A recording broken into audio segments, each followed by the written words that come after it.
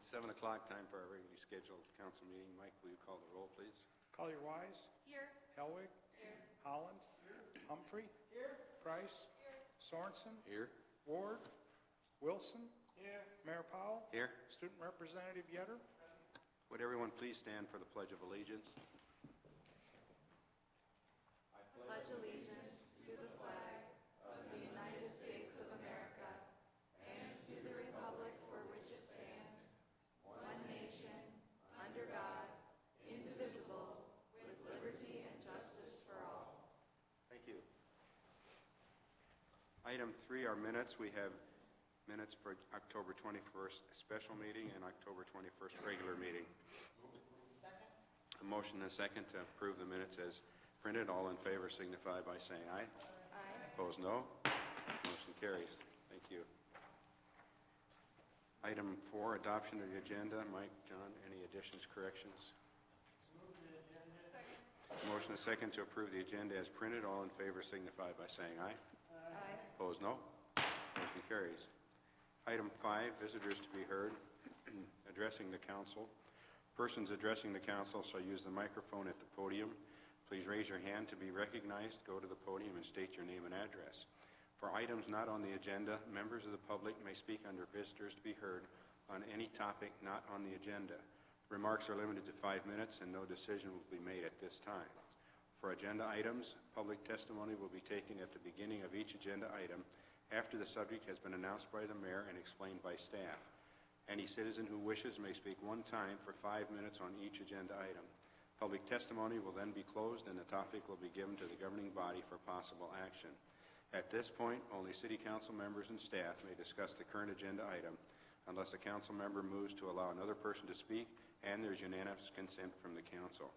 Questions from council members, however, may be directed to staff or a member of the public through the presiding officer at any time. At this point, we have 2 items to proclamations. The first proclamation is small business proclamation for Saturday. And Rich, if you would please read that. I would be glad to. Proclamation recognizing November 30th, 2019 as Small Business Saturday.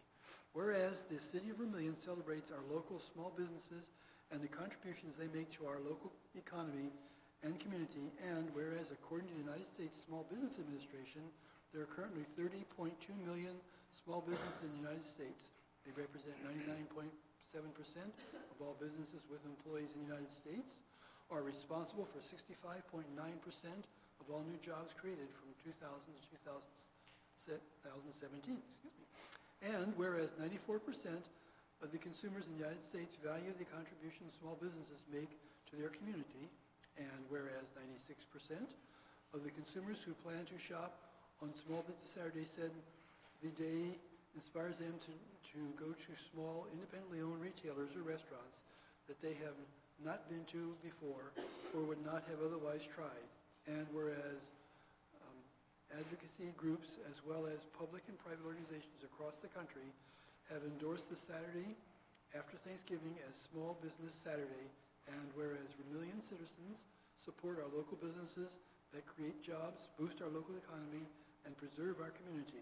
Now, therefore, be it resolved that we, the governing body of the City of Vermillion, South Dakota, do hereby proclaim November 30th, 2019 as Small Business Saturday, and encourage the residents of our community to support small businesses and merchants on Small Business Saturday and throughout the year. Dated at Vermillion, South Dakota, the 4th day of November, 2019. Thank you, Rich. We have a second proclamation, and this one is for hunger and inadequate nutrition situations. And Catherine, would you read that one, please? Proclamation recognizing November 2019 as Month of Concern for the Hungry. Whereas hunger and inadequate nutrition remain serious problems in Clay County, with too many of our citizens unable to access food for themselves or their families. And whereas health problems associated with aging, the ability of children to learn in school, and the job readiness of workers are directly related to proper nutrition. And whereas when we have even one person who is facing a choice between paying the utility bill or buying food for the week, we have a fundamental problem. And whereas studies have shown that 16.6% of Clay County households experienced food insecurity. And whereas the need for food assistance remains an important issue for our community, and it is our duty to bring awareness and to support ending hunger. And whereas the Vermillion Food Pantry served 10 people during its first year and has grown to providing food for 8,799 in 2018. And whereas the Vermillion Food Pantry has, for 35 years, sought to provide nutritious food to hungry people. Now, therefore, be it resolved that we, the governing body of the City of Vermillion, South Dakota, do hereby proclaim November 2019 as Month of Concern for the Hungry in the City of Vermillion, and strongly urge all citizens to join the Vermillion Food Pantry to feed those who are hungry. Dated at Vermillion, South Dakota, this 4th day of November, 2019. Thank you, Catherine. Would you like to receive this for the food pantry, please?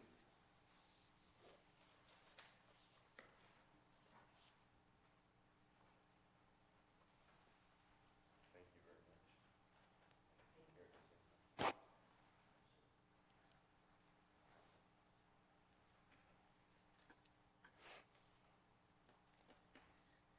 Teresa McDowell Johnson, Director of the Vermillion Food Pantry. Just want to say that those of us at the pantry feel very humbled to think about all of us in this community who have worked for many years to look at ending hunger, and we are sincerely thank you to all of you for your support, and we'd like to invite you on Wednesday to come and celebrate 35 years of working to end hunger.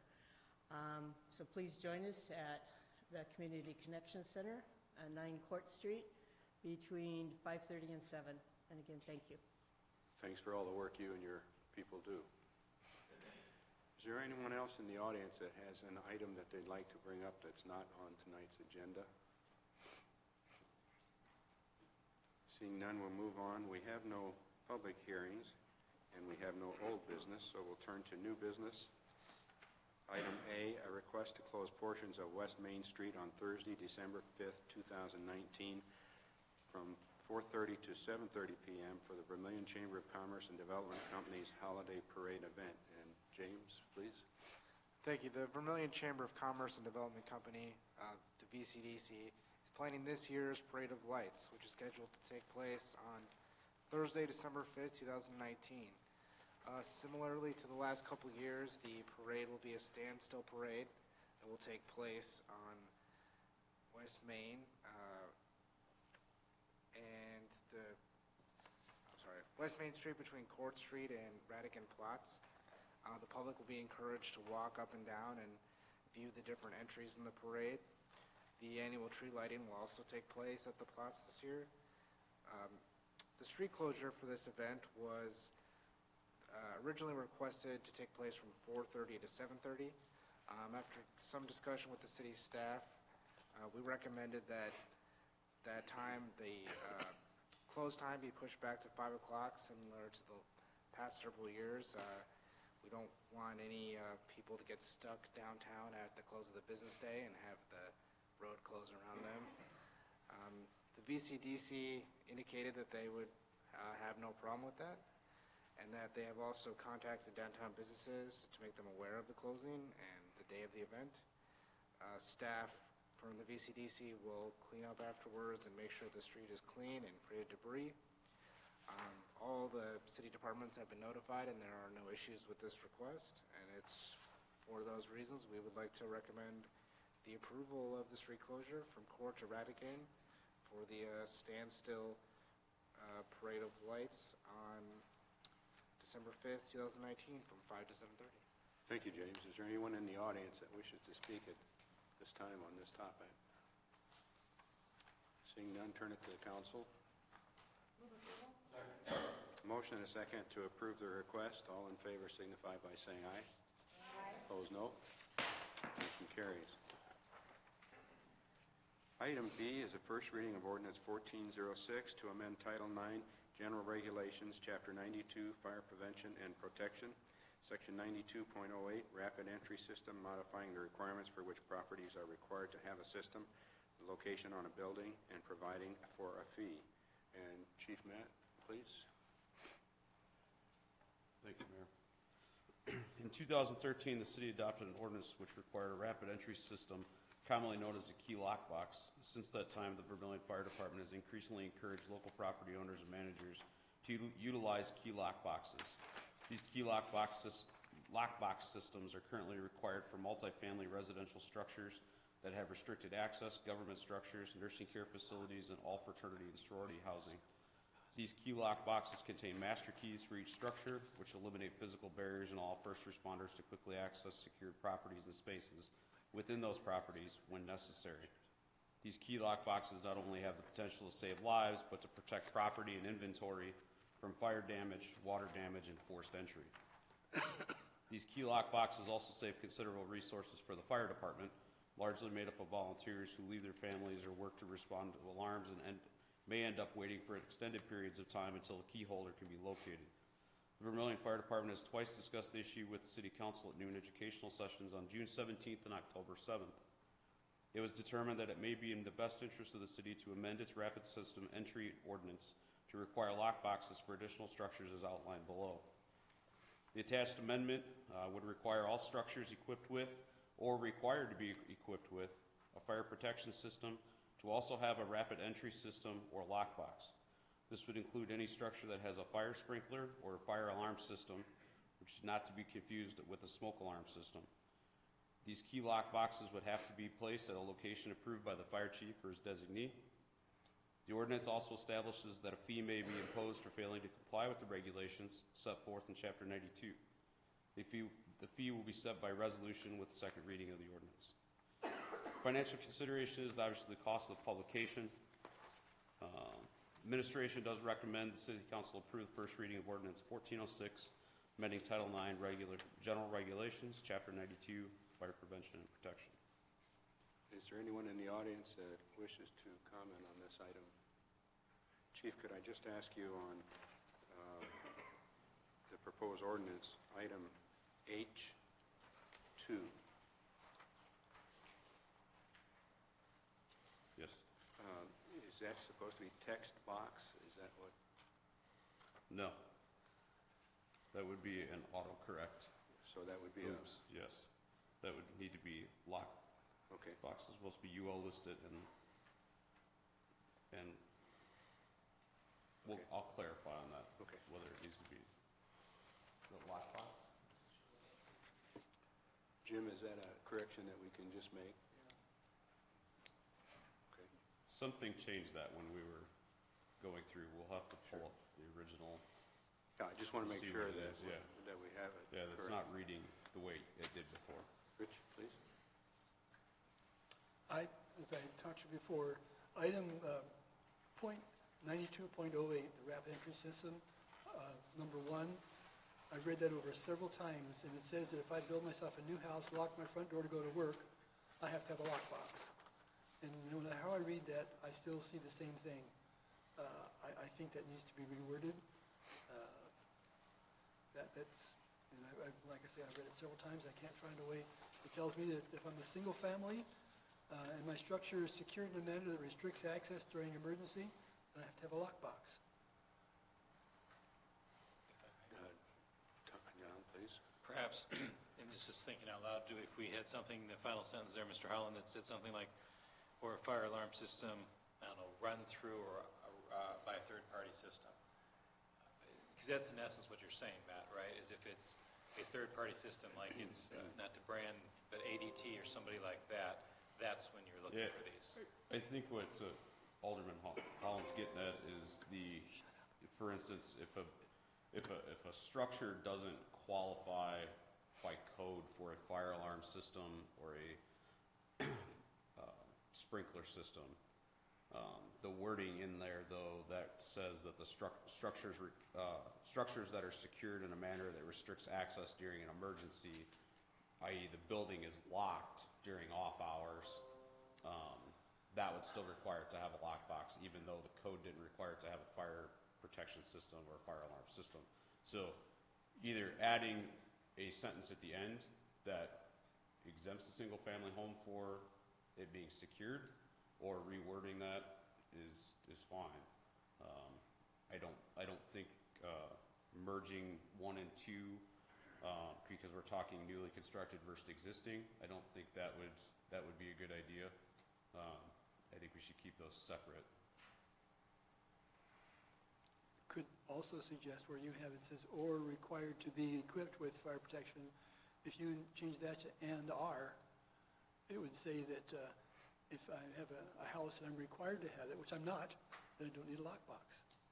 Correct, but if a business is built and it's a small enough business and it's not required to have a fire alarm system or a fire alarm system or a sprinkler system, then it would also not, then at that point, according to the way the ordinance would read, it would not be required to put a lockbox on it. There's a dilemma here. Okay. Why wouldn't your suggestion of and rather than or work? Well, he just said that would allow some small businesses to not have to have a lockbox. Julia? I really don't see the issue, Rich, because it says those that are restricted for access. Your home is not restricted for access to the fire department Yes, it is if during I an lock my door. emergency. If I lock my door to go to work, I've now locked my house. They can't get in without breaking my door down. And I do lock my door to go to work if I worked. You would.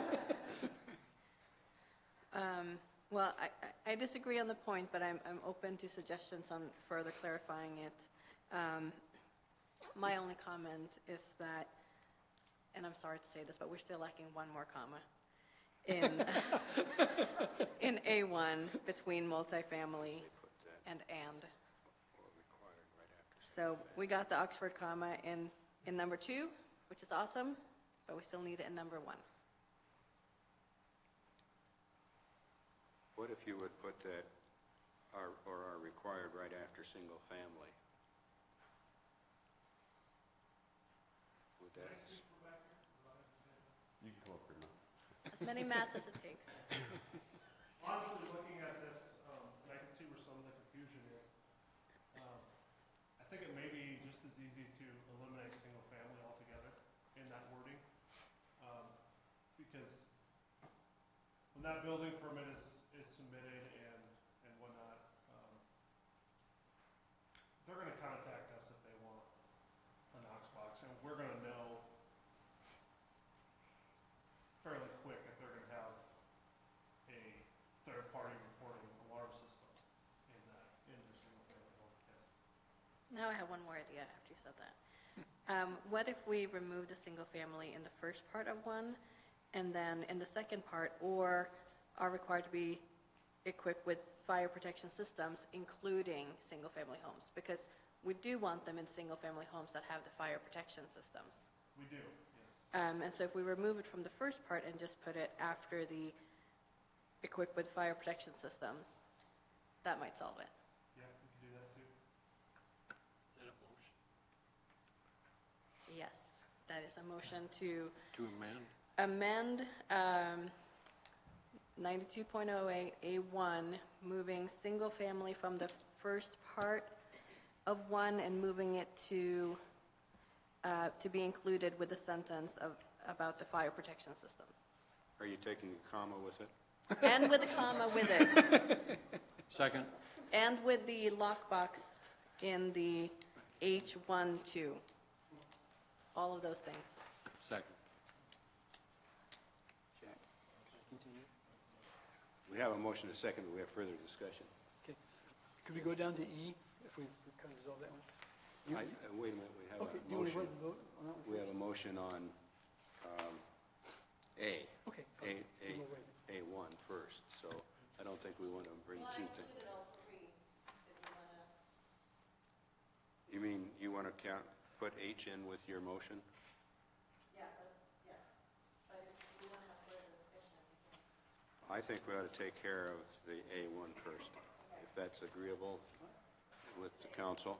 We have a motion, a second, for A1, right? An amendment. Yes. Any further discussion on the amendment? Seeing none, all in favor of the amendment signify by saying aye. Aye. Opposed, no. Motion carries. Now, I suppose we have to move on the A1 as amended, or did that take care of it? Jim, does... You gonna do H yet? Well, no, I wanted to make sure we're done with A. Yeah, I think we just amended it. So. Okay, so we approved the amended version. Okay, now, let's go to H, Rich. Oh, E, I'm sorry. No, I'll just read it out. The owner or operator of a structure or complex required to have a key lock shall at all times keep a key in the lockbox or maintain the operation of locks. Shouldn't that be and instead of or? And maintain the operation of the box at all times. I think so.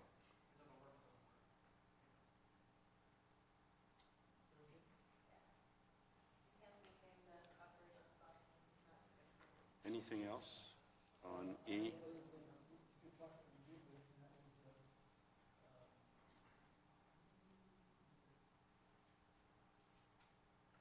Well, while you're doing that, should we move on E? Yeah, the thing that Rich was looking for, we need to strike L off the back. It's duplicated twice on the back page. L is duplicated. L is also up in H, where it says the location of the installation must be approved by the fire chief or designee prior to being installed. It also says that up in H. So we just don't need to have it in there twice. If we just include that in the motion, it'd be fine. I mean, well, all he's going to do it. We don't need to. We're going to get an elephant yet. All right, where are we? Do we take care of E first? Yeah, could we start over? No. Yeah, no. Let's go with E first, and the amendment is to change the last sentence from or to and. Is that correct? Do we have a motion, a second on that? Second. Do we have a motion? No. Okay. Any further discussion on that one? Seeing none, all in favor signify by saying aye. Aye. Opposed, no. Motion carries. Now we want to get the and that's on the last page, just before 92.081, and just delete that. Is that correct? Yes. Okay. Somebody want to move that? So, second. Motion a second to delete the L at the bottom of the last page. All in favor signify by saying aye. Aye. Opposed, no. Motion carries. Thank you.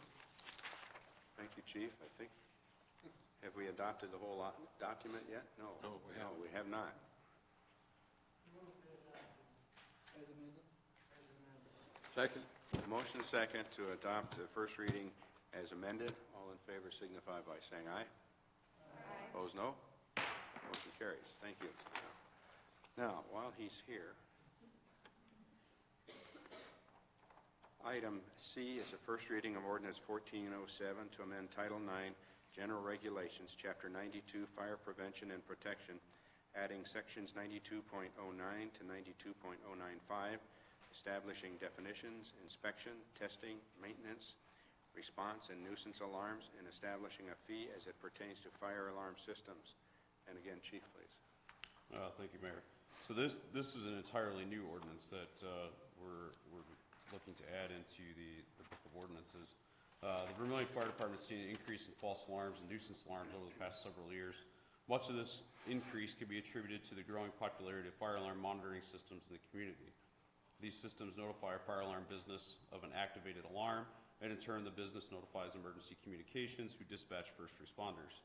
Repeated false and nuisance alarms are problematic for first responders who are directed away from other activities and our volunteers who break away from their other duties to respond to provide a response for the community.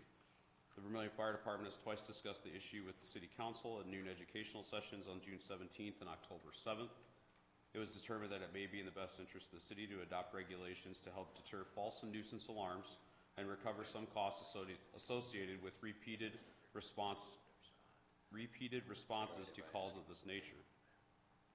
Proposed ordinance 1407 would amend Chapter 92 by adding sections 92.090 through 92.095, which establish definitions and inspection, testing, and maintenance requirements for fire alarm systems. The proposed ordinance also establishes that a fee may be imposed for failing to comply with the regulations set forth in the new sections. The fee would be set by resolution at the second reading of the ordinance. Financial consideration is the cost of publication. Administration recommends that the City Council approve the first reading of the proposed ordinance 1407, amending Title IX, General Regulations, Chapter 92, Fire Prevention and Protection, Fire Alarm Systems. Chief, would you look on the proposed ordinance down at the next to last paragraph, fire protection system? And could you clarify that for me? When the second line, and circuits arranged to monitor and or exterior enunciate the status of a fire alarm, what is that?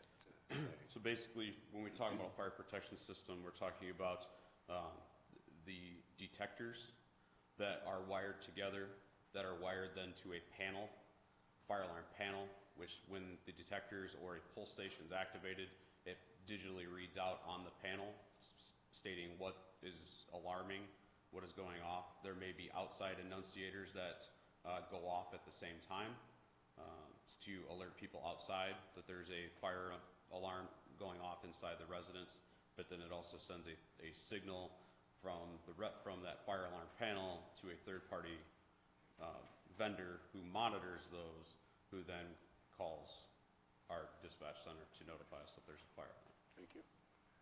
Comments? Rich? Hi there.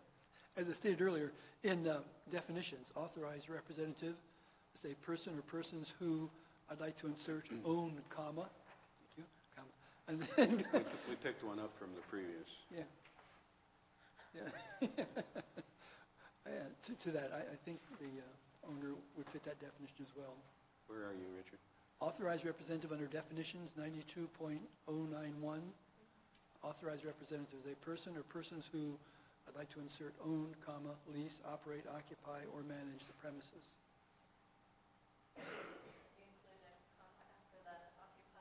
That one we picked up from the previous, yeah. Just, yeah.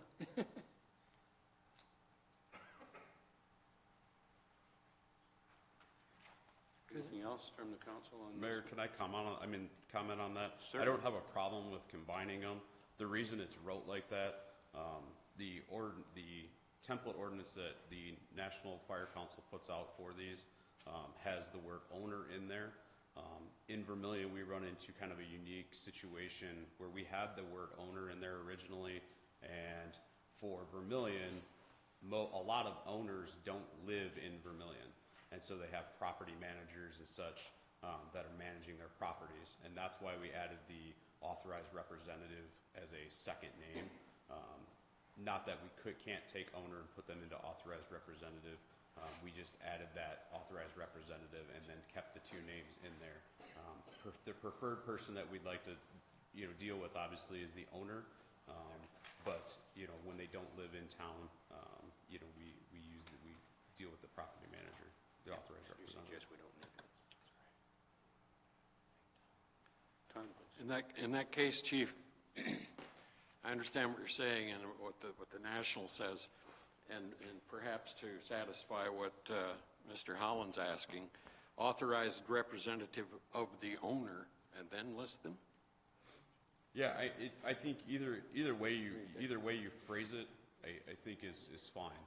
You could put owner into authorized representative and list them there. You could keep it separate. You could do it as Alderman Sorensen says. Okay. As it's being pointed out by council that later on it refers to owner here, owner there, and that may cover what your concern is. That's What is our record? If you read into the document, where we have to make notification as the fire department to whomever's at the business, it refers to owner or authorized representative in each time it states that we have to contact them. Not yet. He's saying it's taken care of. I'll accept that. I do have a question, though. Go ahead. And might be for John. This calls for setting the fees by resolution at some other time separately from this, probably when we set some other fees, I don't know. But I would imagine that the public might want to know what the process will be when the time comes to set the fee. And will that be like a public hearing, or will City Hall simply set it? Or the council set it? The city council would set it with your next, typically what you do is with the second reading of an ordinance is when you would set a fee, if it's a new fee that's in place. Okay. And so that would be the process to set a fee for this. And typically in December of each year, usually review the fees that you propose for the next upcoming year. So in the course of about a month, you'll see this fee twice. So it'll join the annual fees at some point. I move approval of this entirely new ordinance. Motion is second to approve the first reading of ordinance 1407. All in favor signify by saying aye. Aye. Opposed, no. Motion carries. Thank you. Thank you.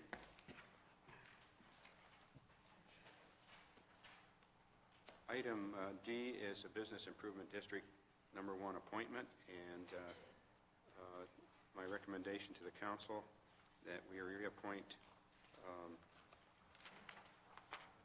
Bill Marketon to the bid board.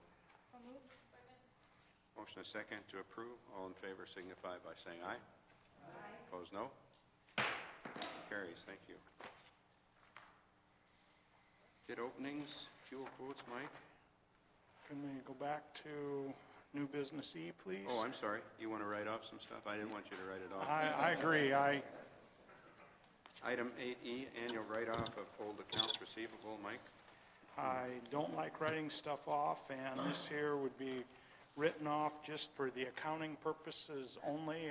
Collections will still continue if we have the ability to collect.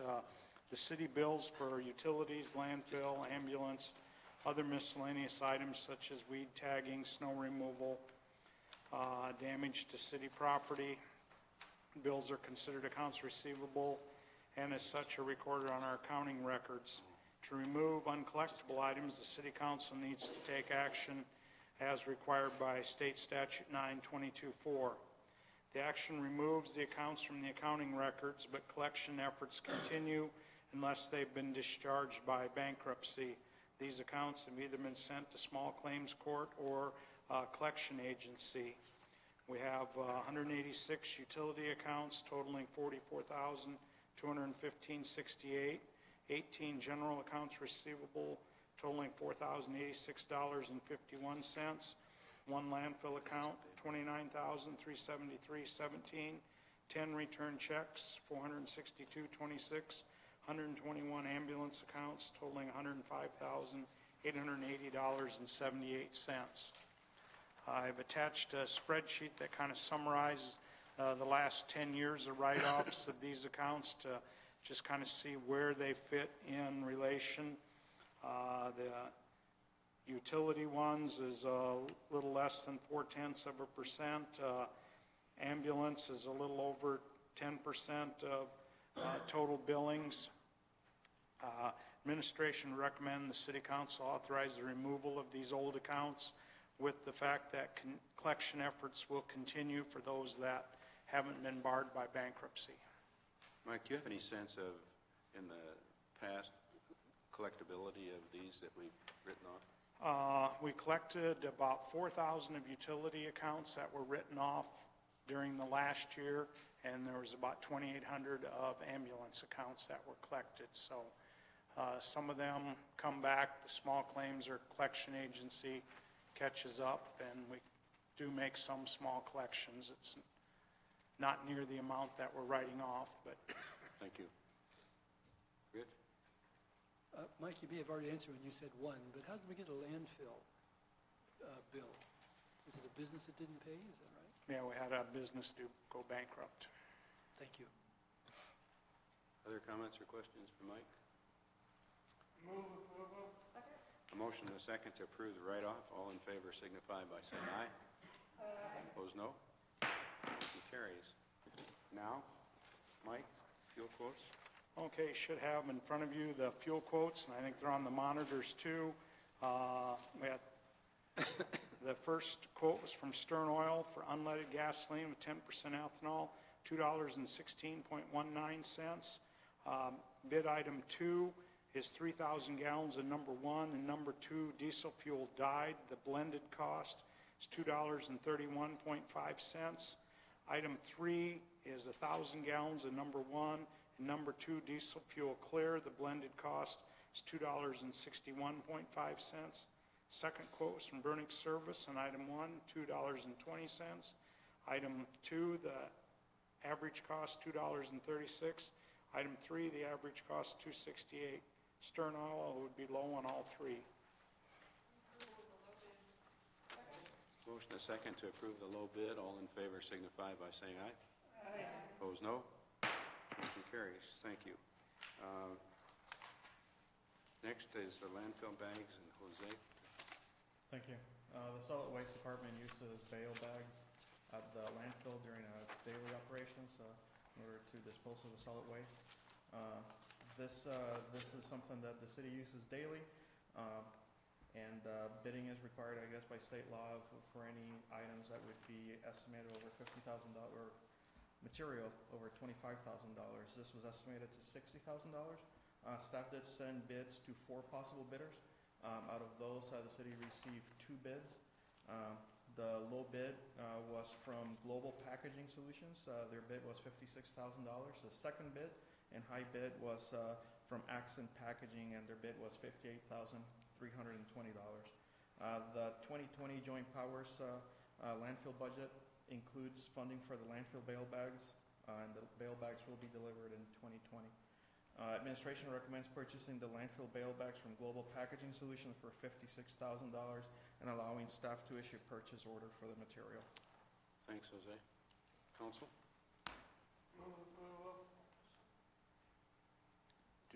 We have a motion first. Is there a second? Second. And second. Now discussion. Please, Julia. So I know we had some problems with some bale bags in the past. Is this from the same company that had Yep, those this issues? is from the same vendor. We did have issues with the same vendor in 2017. 2018, we actually purchased bags from the same vendor, and we have any issues with those. So we feel confident, I guess, to order them again from this person. Okay, thank you. Other discussion? Seeing none, all in favor signify by saying aye. Aye. Opposed, no. Motion carries. Thanks, Thank Jose. you. Next is City Manager report. John, please. Thank you. Just a reminder that parking will be removed in the north end of Dakota Street from Alumni to Highway 50, and then also Rose Street will be closed from Kyle Village north to the Dome this Saturday, November 9th for the Kyle football game. As part of their game days from 6 a.m. to 6 p.m., we've had those parking restrictions with the 5 home games or 6 home games this year. Just a reminder also that city offices are closed next Monday, November 11th, which is Veterans Day. The Planning Commission will have a public hearing to consider zoning amendments on Tuesday, November 12th. The meeting is at 5:30 in the large conference room, and if they have a recommendation, that would move forward to your next city council agenda on November 18th if the Planning Commission advances that. A couple of boards and commissions meeting this week. Bid board number 1, which we just reappointed Bill Markinton to that. That's the bid board that works with our hotel motel occupancy tax. They meet Tuesday at 4 p.m. Our Historic Preservation Commission meets Wednesday at 9 a.m. and the Human Relations Commission meets Thursday at 7 p.m., and all those meetings do take place in the large conference room here at City Hall. And included with your city council packet was one raffle notification. The Eagles will be selling raffle tickets again this year. They're $20, and they will be sold from November 19th to April 11th of next year. You must be 21 to purchase a ticket and pass state and federal regulations to have a gun ownership transfer. Some of the prizes are Liberty Gun Safe, and then they do have 75 guns ranging in value from $300 to $1,000, which are the prizes, and the proceeds from this raffle are used to fund the Eagles' various donations throughout the community. Thank you, John. Comments or questions for our city manager? Okay, then we'll move on to invoices payable. Any comments or questions on any of the invoices? Motion is second to pay our bills. All in favor signify by saying aye. Aye. Opposed, no. Motion carries. Consensus agenda, we have 2 items.